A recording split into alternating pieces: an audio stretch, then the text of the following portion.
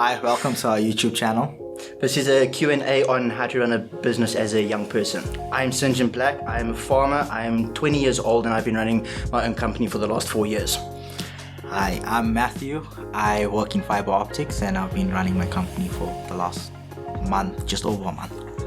Question number 1, what made you go into business? Would you like to start?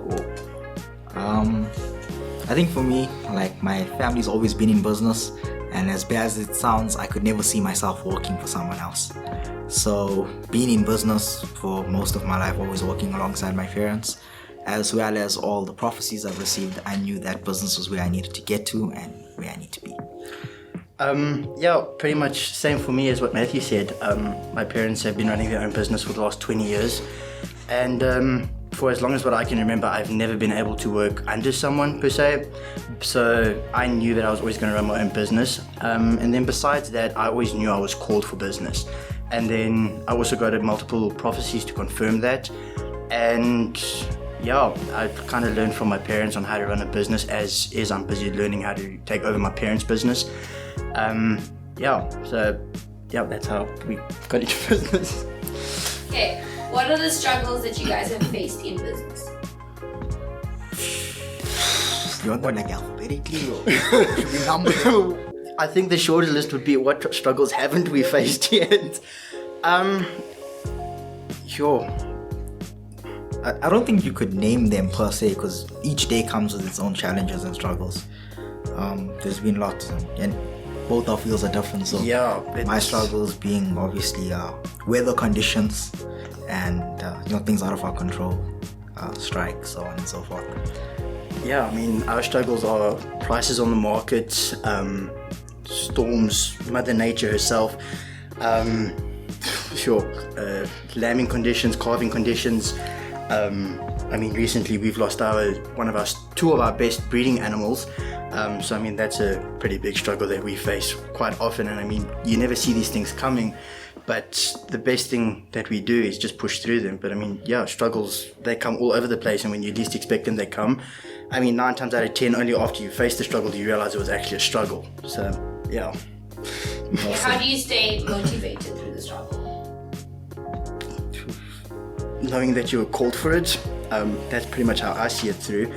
And then mostly I keep my eyes focused on God and know that those 2 stud animals that we lost were not my source. So for me it was easy to get through that because they're not my source. So as long as I keep my eyes focused on God, I get through pretty much anything, and that's pretty much how I've survived over the last 4 years. Well, motivation, I guess this is where I'm meant to be. Like Cyngen said, keep your eyes on God. So no matter what struggles we face, and more than that, I love what I'm doing. I enjoy being my own boss, my own working times, my own everything. So my motivation being obviously the fact that it's my calling and everything else that comes with business, like the profits. What is one thing you wish you knew before starting the business? Definitely how to do taxes. Other things was like, how do you recognize certain diseases in animals? I mean, there's certain things that I've faced in the last 4 years that my parents have never faced.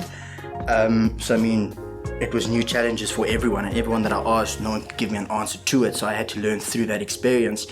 So that's one of the things. One of the other things was learning how to there's quite a few things that get me around. Break here. What's the question? What is one thing you wish you knew before starting the business? I'd say everything that happened behind the scenes. I think when you look at businessmen and companies and stuff, you often see the fruits, you see them and their lifestyles, but you don't necessarily see all the work that goes behind it. So the admin work and the stresses and stuff that come with it. It's not easy, because when you work for someone, your salary is someone else's problem to pay. But when you're a business owner, everyone else's salary, and you know, for them to take care of their families are now your problem. So if things are bad, the stresses and you know the paperwork and to meet the targets so that you can get paid, I wish I knew more about those stresses, I'd say, and how to go about, you know, I've learned a lot in the last month or so in terms of how to run my business and how to work a lot. My work ethic has changed a lot. So there was a lot of things I had to learn once going into the industry that I wish I knew before. Yeah, that I agree with that, with work ethic, and that I wish I knew how unethical the marketplace actually was before I went into business. Because I mean, I was brought up around parents that you worked ethically and that there was no right or wrong about it. It was you worked with integrity and no other way. But then as soon as I entered into the market or the marketplace, all of a sudden you're surrounded by people that it's under the table deals, free vacations and all kinds of things, in short, putting it as bribery, because that's how the marketplace runs nowadays. And so yeah, if I could tell my 16-year-old self anything, was that don't expect everyone to be as ethical as what you are.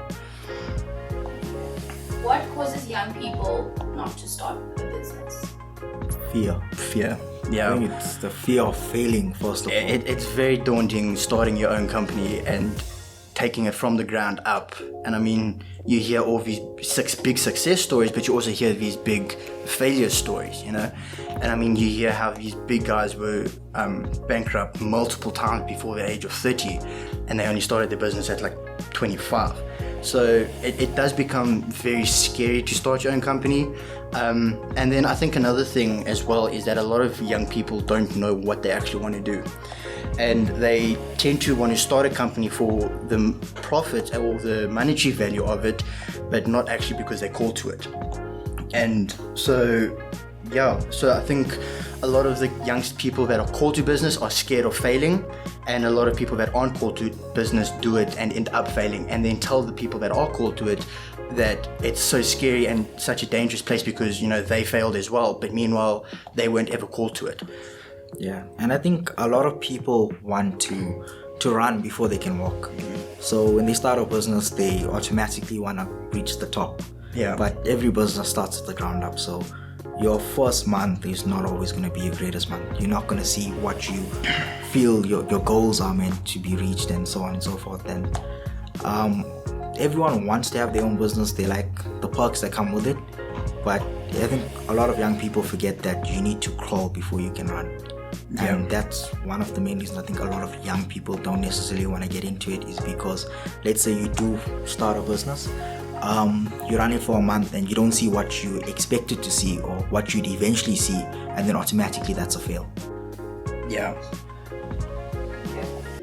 What's one piece of advice that you'd give someone that's trying to start a business, they can't stay motivated to start the business? What would you tell them right now?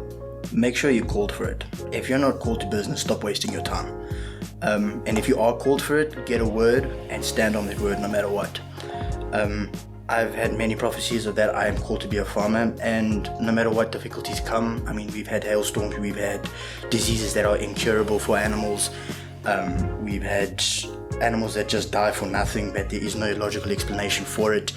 But it's that word that keeps me grounded, and the knowledge that I'm called for that industry that keeps me grounded in faith. I'd say, like Cyngen said, obviously you need to know if that's what you're called for, and sometimes you need to take a risk.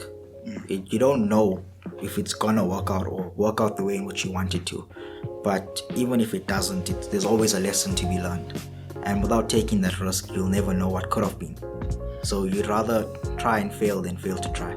Yeah, I like to refer it as like when we went skydiving. I mean, we were halfway up at 5,500 feet and the guys told us, look out the window, we're only halfway up. And I remember thinking to myself, like, holy crap, that is high. Like, I was like, it was high. And then we get to 11,000 feet and they open the door.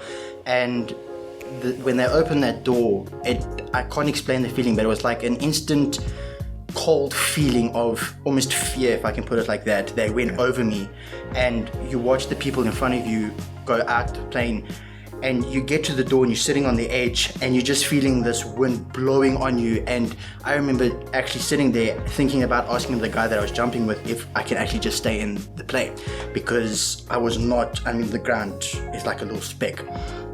And the guy rocked back and forth and he was like 1, 2, 3, and as we fell out the plane, within a split second I realized that the fear that I had sitting on the edge of that plane, or the fear that I had sitting inside the plane when they opened the door, was a fear that would have stopped me from having that great experience that I'd overthought the whole time.